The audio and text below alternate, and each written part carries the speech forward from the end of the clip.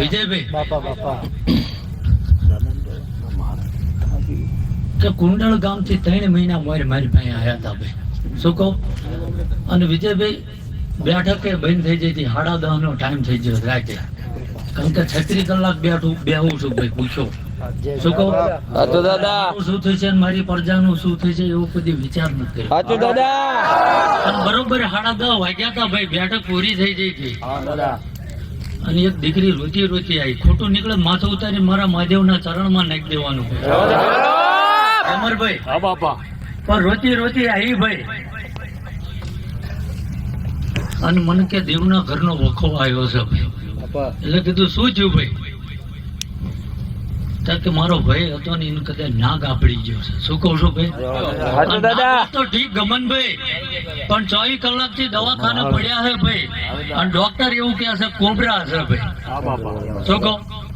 એટલે મેં કીધું ભાઈ દવાખાનાનો ઈલાજ થાય, હું શું કરું?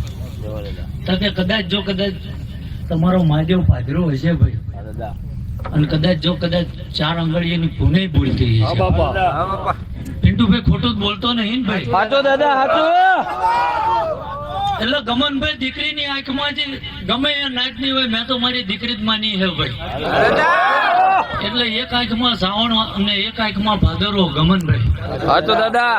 એટલે આ આવડું જઈને મારેથી રેવરાણું નહીં ભાઈ.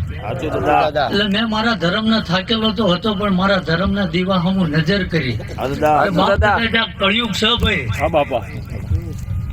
માણા પડકું ફેરવી લે, ધર્મ ના ફેરવ ભાઈ. રાત દાડો કદાચ તારી માળા જપીએ છે ભાઈ. સમય નું ભાન રાખ્યું નહીં, આવનાર ને કદાચ મોડો જવાબ નહીં લેવો. જો આજ કદાચ તારા સતની મારી ધૂળની આજ કદાચ ખરી વેળા આવી છે. ગ્યામરભાઈ વધુ તો નતો બોલ્યો ભાઈ, પણ એ દીવા હમું જોયું અને એવું બોલ્યો ભાઈ કે કદાચ તું ઘરે પાછલે દવાખાને જઈને કદાચ પલંગે બોય અને જો કદાચ એનું કાંડું ઝાલી ના તારો ભાઈ એવું કે બળદ નો ઉરો પૂરો જગાડી